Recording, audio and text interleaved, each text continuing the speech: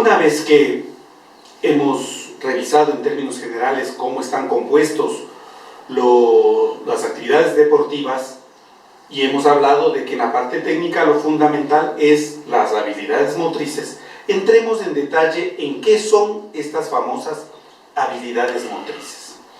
Veamos qué es una habilidad. Es la eficacia en el cumplimiento de una tarea o un conjunto de ellas. Es decir, ser eficaz en cumplir una tarea.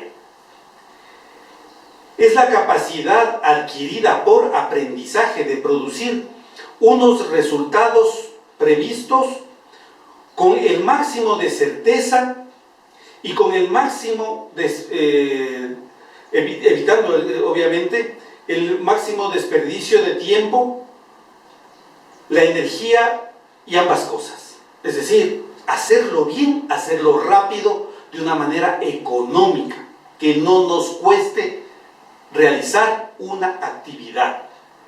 Eso es ser hábil para algo. Entonces, la habilidad motriz dice que es la maestría en la realización de una tarea que requiera movimiento y que precise hacerla con eficacia,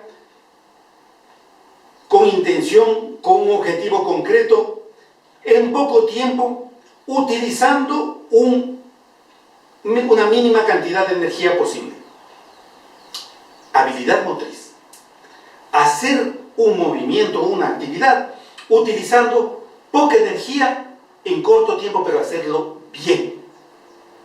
En cambio, la destreza motriz, dícese del manipular un objeto, una pelota, una soga, un aro, etc. Es decir, no solamente mover nuestro cuerpo, sino el dominio de un objeto móvil. Ahí la diferencia entre habilidad y destreza, que en muchas ocasiones ha sido un tema de discusión. Alguna vez en la universidad, algún compañero docente decía que primero uno es diestro y luego se convierte en hábil. Decíamos que primero somos hábiles y nos convertimos en diestros. Pero Serra nos aclara: somos hábiles cuando solamente es nuestro cuerpo y somos diestros cuando manejamos un objeto. Y de hecho lo hacemos con celeridad, con economía de movimiento, con precisión, con exactitud, etcétera, etcétera. Entonces veamos qué son los hábitos motores. Constituyen acciones que a consecuencia de la ejercitación sistemática alcanzan un nivel elevado de perfeccionamiento, permitiendo que las operaciones y acciones se ejecuten con calidad y rapidez. Se caracterizan por la automatización gradual y progresiva de las regulaciones de los movimientos. Esto nos dice mi gran maestro Edgardo Romero Frometa. Entonces, ¿cuándo se convierte en un hábito? Cuando ya lo hacemos sin pensar. Cuando estamos conduciendo y se cruza un balón y suponemos que detrás del balón viene un niño, freno, embrago, pongo marcha. Todo eso, después me detengo a pensar, ¿qué es lo que hice? Hice una cantidad de cosas inconscientemente. ¿Por qué? Porque a través de la repetición y la repetición y la repetición llegamos a automatizar ese movimiento. Y ahí es cuando la experiencia. Por ejemplo, un gran campeón de boxeo, Ramiro Clay Bolaños, mi amigo, era el padre de familia de una alumna mía, de Mireya Bolaños. Hacía lanzamientos, entrenaba atletismo. Entonces alguna vez, ¿qué fue, Ramirito? Haz de eso un boxeador. Enseguidita, no está pensando, actúa. ¿Por qué? Porque han repetido tantas veces eso de que ve un movimiento y enseguidita la guardia, a protegerse. a cuidarse. Cuando caminamos por la calle, quienes hemos hecho atletismo, sobre todo velocidad, estamos condicionados para responder automáticamente a un estímulo. Ya vamos a ver todo eso. Entonces, escuchamos el sonido y queremos ponernos en movimiento. Se ha automatizado esa respuesta. Entonces, César Vega nos dice: en el transcurso de la vida del deportista se forman diferentes habilidades motoras que llegan a tener un alto grado de coordinación. A estos movimientos acostumbrados se los denomina hábitos motores. Yo tenía un compañero que tenía un hábito: prender el cigarrillo a las 5 de la mañana. Ya se despertaba. Ya se despertó. Ya sabía. No lo haces conscientemente. El hábito motor es el resultado de la repetición de un determinado movimiento hasta formar las conexiones reflejas condicionadas del sistema de los procesos nerviosos que adquiere el movimiento determinado, es decir, el estereotipo dinámico. ¿Qué es el famoso estereotipo dinámico?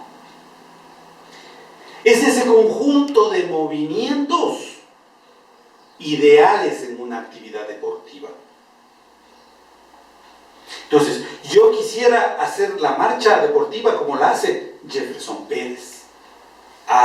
Ese es el estereotipo dinámico. Ese modelo ideal de movimiento.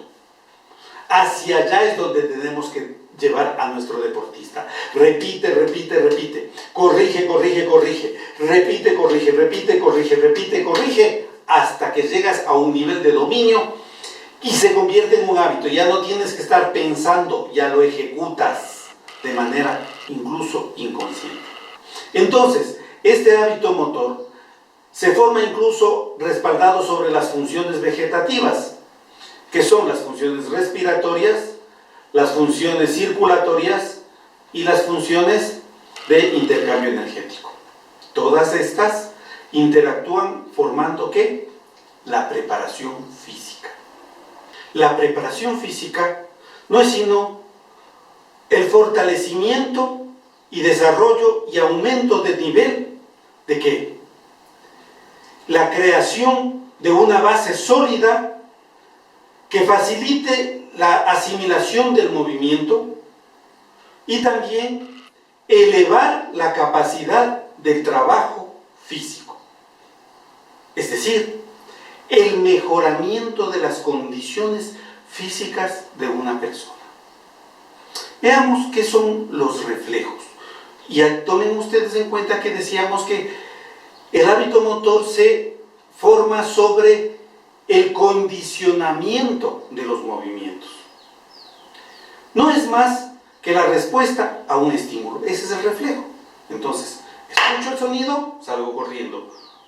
Respondo a un estímulo. En términos fisiológicos, no es más que la propagación de la excitación desde el órgano periférico hacia el sistema nervioso central, de los oídos hacia mi cerebro, de los ojos hacia mi cerebro, del tacto hacia mi cerebro, ¿ya?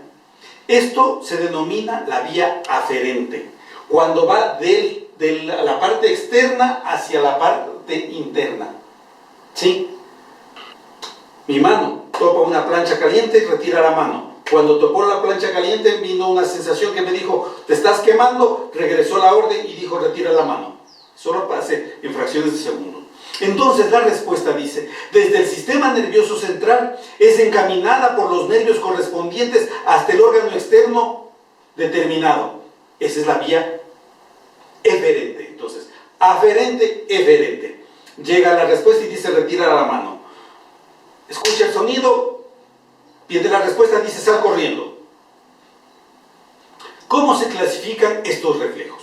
Según Pavlov, los reflejos pueden ser incondicionados y condicionados. Pavlov hace muchos años hizo el famoso experimento aquel de los famosos reflejos condicionados. Entonces, ¿qué hacía? Sonaba una campanita y le daba de comer al perrito. Sonaba la campanita y le daba de comer al perrito. Sonaba la campanita, ya no le dio de comer al perrito y le veía que el perrito salivaba. Porque el perro asociaba sonido de la campana, comida. Sonido de la campana, comida. Sonido de la campana, comida. Entonces ya estaba condicionado de que si suena la campana, le van a dar comida. Por consiguiente, ya su salivación estaba lista para masticar el alimento. Estos reflejos incondicionados, en cambio, son innatos en el individuo. Por ejemplo, la succión del pecho materno. ¿Alguien le enseñó al niño que debe succionar el pecho materno para obtener el alimento? No. No. Nadar a las pocas horas de nacer. Los niños, ahora se utiliza el parto en agua, porque el niño ha pasado en el vientre materno 9 meses en un medio acuoso, y cuando sale se encuentra con otro medio acuoso, está en su papayal. El problema viene cuando pierde ese contacto con el agua, le empieza a coger miedo al agua. Eso pasa mucho tiempo después. En cambio, los reflejos condicionados, estos son adquiridos. ¿Mediante qué? Son producto del aprendizaje, es decir, no son innatos. No se producen espontáneamente. Hay que trabajar, repetir, para que te condiciones a una respuesta. Entonces, así condicionas la respuesta anatómico-fisiológica, neuromuscular a un estímulo. Entonces, volviendo al tema de los hábitos motores, son actos motores adquiridos individualmente y se forman sobre la base de los mecanismos de enlaces o conexiones temporales que se caracterizan por su gran variedad. Estos hábitos motores se forman de acuerdo con las particularidades de los mecanismos fisiológicos, a través de la vía aferente, de la respuesta de la vía eferente, se forman ¿qué? Las reacciones condicionadas. Estos procesos que ocurren en el organismo humano cobran especial importancia en la actividad deportiva si se tiene en cuenta que esta actividad consiste en movimientos creados, compuestos y complejos. Cuando nosotros desglosamos los movimientos deportivos nos damos cuenta que intervienen una serie de acciones simples que se las juntó y se las volvió complejas, muy difíciles. Durante el aprendizaje de las habilidades técnico-deportivas se producen varios procesos en el sistema nervioso central que van a reproducir de diversas formas en la coordinación neuromuscular de estos movimientos. ¿Qué es la destreza motriz? Es la capacidad del individuo de ser eficiente en una habilidad determinada, y esta puede ser adquirida mediante el aprendizaje o innata. Muy pocas destrezas motrices son innatas. Si un niño hereda la posibilidad de aprender más rápido una habilidad, de desarrollar más rápido una habilidad, está demostrado científicamente que si yo a un hijo de Messi, a un hijo de Cristiano Ronaldo, a un hijo de Maradona, lo llevo al África, lo escondo en la selva amazónica, nunca ve fútbol, nunca sabe fútbol, no ve un balón, nada, no va a esperar que caiga un coco y empezar a hacer cascaritas con el coco. Necesita ver, estimular, ejercitar, y vamos a ver que tiene una facilidad innata. ¿Para qué? Para aprender ese gesto y convertirlo en una destreza motriz. Entonces, llegamos a la conclusión que toda destreza motriz es aprendida y es trabajada. Veamos cuáles son los niveles de las habilidades motrices. Estos pueden ser por un nivel de desarrollo, por un nivel de asimilación o por un nivel de profundidad. Veamos cuáles son los niveles de desarrollo. Primero tienes un nivel grueso, donde hay un dominio incipiente de la estructura general de la habilidad. Se reproduce el modelo técnico, pero con algunos errores fundamentales, grandes errores. No se nota todavía el movimiento que pretendes hacer. Hay un dominio incipiente de la estructura de la habilidad. Entonces, como ustedes ven en la gráfica, tenemos una escena de un aprendizaje del salto con pértiga en un curso que hicimos con maestros. Una persona que los movimientos no parecían un salto con pértiga, muy lejanos del verdadero movimiento del salto con pértiga. El siguiente nivel es un nivel semipulido, donde hay un dominio de la estructura general de la habilidad. Se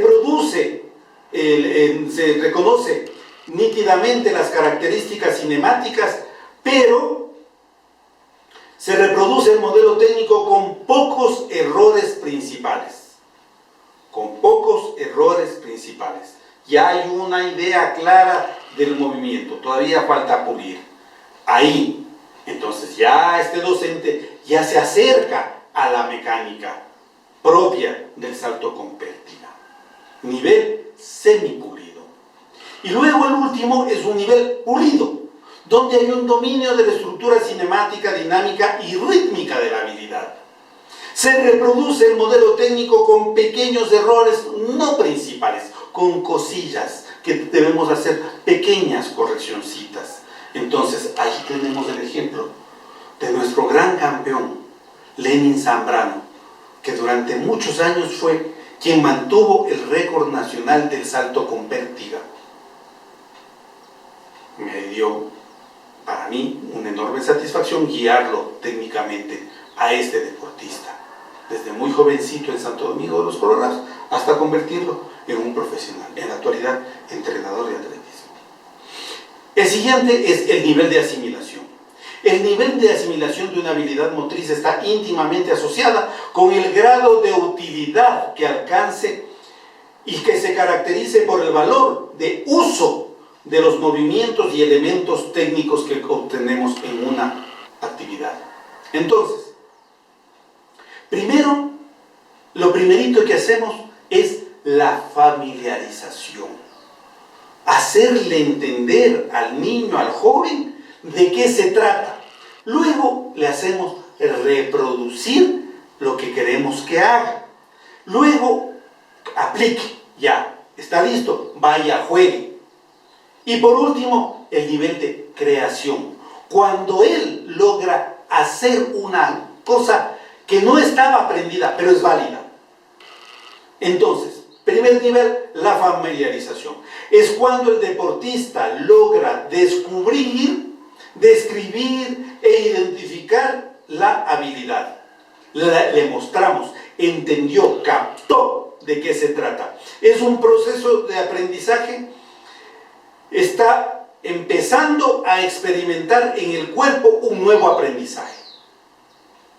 Él recién está entendiendo, está recién empapándose qué es lo que queremos que haga, se está familiarizando. Y ese es el primer paso de lo que tenemos que hacer en todas las actividades deportivas. Es decir, le explicamos, le hacemos topar el elemento, mira, esto es así, se coge de esta manera, se lleva aquí, se lanza así, se hace así. Luego, vamos al siguiente, a reproducir el modelo de lo que queremos que haga. Es la repetición del movimiento con o sin modelo en condiciones invariables. Haz esto, repite, eso está mal, corrige, repite, está mal, corrige esto, va. Sí. El deportista logra reproducir el modelo técnico, pero no puede utilizarlo en condiciones invariables del medio o de las exigencias. Por último, la aplicación. ¿Estás listo? Ve a participar. Se alcanza cuando el deportista logra la automatización en el gesto y se ejecuta la acción en condiciones variables. Ya la competencia no siempre va a ser lo mismo, lo mismo, lo mismo. Vas a necesitar responder a diferentes condiciones en la competencia deportiva. Y por último, el último nivel, la creación. Se produce cuando el deportista logra dar soluciones no aprendidas, pero válidas. Eso no le enseñé, pero valió. Respondió de una manera adecuada, porque tiene una serie de recursos técnicos que le permiten darle una respuesta. El siguiente es el nivel de profundidad. Está relacionado con aquellas conexiones o asociaciones que se alcanzan con otros elementos o acciones bajo condiciones de continuidad y con un nivel de desarrollo y asimilación aceptable. Está íntimamente relacionado con la ejecución aislada, la ejecución combinada y el complejo de ejecuciones. Vamos a revisar cada una de ellas.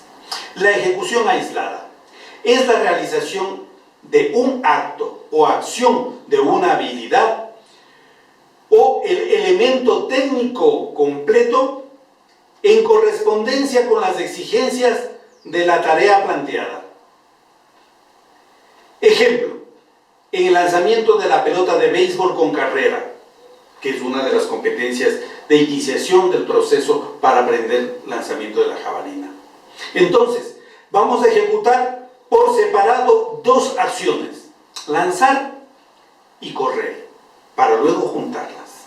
Entonces, lanza, repite, lanza, repite, lanza, repite, lanza. La siguiente, corre. Ahora junta las dos. Ejecución combinada. Consiste en la realización unida y consecutiva de al menos dos actos, acciones o elementos técnicos. Correr y lanzar. ¿Ya? En un tránsito metodológico hacia la ejecución de objetivos más amplios. Estamos buscando otra cosa posterior. Entonces empezamos por ahí. ¿Ya? Entonces, corre y lanza. ¿Ya? Acción combinada, ejecución combinada. Ahora vamos a un complejo de ejecuciones. Es la realización unida y consecutiva de un conjunto de actos, acciones de la habilidad o elementos técnicos completos que pueden constituir el objetivo a alcanzar luego de transitar por la ejecución de los niveles anteriores. Es decir, luego de que hicimos el nivel de ejecución aislada, combinamos, vamos a un complejo de ejecuciones. Desarrollamos un nuevo elemento técnico y lo insertamos en medio de los dos movimientos anteriores para obtener un nuevo modelo objetivo deseado. Este elemento lo vamos a juntar, lo vamos a meter en el aprendizaje que él ya logró. Entonces ahora le decimos, corre, cruza y lanza. Ese es el modelo técnico hacia donde yo quería llegar. Entonces primero empecé, lanza, corre, corre y lanza, cruza, corre, cruza y lanza. Los enlaces temporales y de los reflejos condicionados constituyen la base fisiológica en la formación de los hábitos motores y estos orientados hacia la consecución del estereotipo dinámico. Estos hábitos motores se juntan a través de enlaces temporales, es decir, corre, lanza, junta, corre, lanza, corre, cruza, lanza. ¿A través de qué? De estos enlaces temporales. Y se convierte todo esto ¿en qué? En una nueva acción, en un nuevo hábito motor. Ya no tengo que estar repitiendo estos por separado, ya los junto porque ya se formó un nuevo hábito motor. El hombre al nacer tiene un limitado número de acciones motoras, pero gracias a la plasticidad del sistema nervioso central, este logra aprender y desarrollar nuevas formas de movimiento. El sistema nervioso central nos permite, tiene un montón de celdas vacías en la memoria motriz que pueden ser llenadas con nuevas acciones motoras. Entonces, esta plasticidad del sistema nervioso central hace que un hábito motor se extrapole o se transforme en una nueva forma de movimiento. Ese hábito motor, por la falta de entrenamiento, puede desaparecer. Yo aprendí de niño a jugar trompos, a hacer bailar el trompo. 40 años no he hecho bailar el trompo, me va a costar. Y si no, si dejo pasar más tiempo, simplemente me olvidaré de hacer bailar el trompo. Este hábito motor, sea pequeño, sea mediano, sea grande, puede desaparecer por la falta de entrenamiento continuo. Mientras más grande sea, va a costar más que se pierda. Entonces, para que llegue a ser más grande, necesitamos entrenar, entrenar, entrenar y entrenar. Determinadas habilidades motrices se deben desarrollar en edades tempranas. La flexibilidad, la coordinación son fundamentales. ¿Cómo se las hace? A través de la tarea motriz.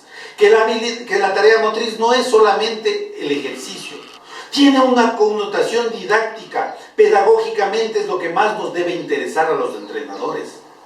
Cuando mando a ejecutar a mis deportistas una acción, es porque la planifiqué, porque necesito que haga eso, y eso tiene unas características.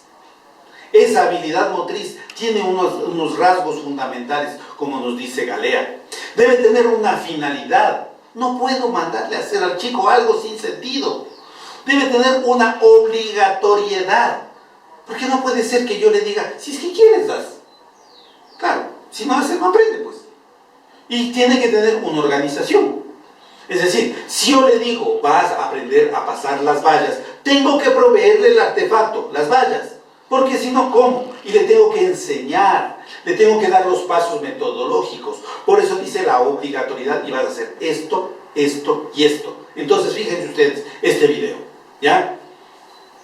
Los chicos hacen un movimiento, ¿sí? Pero hay un niño que hace otro. ¿Ya? ¿Observaron ustedes? ¿Quieren repetirlo para que vean que hay un muchacho que hace otro movimiento diferente al que estaban haciendo sus compañeros?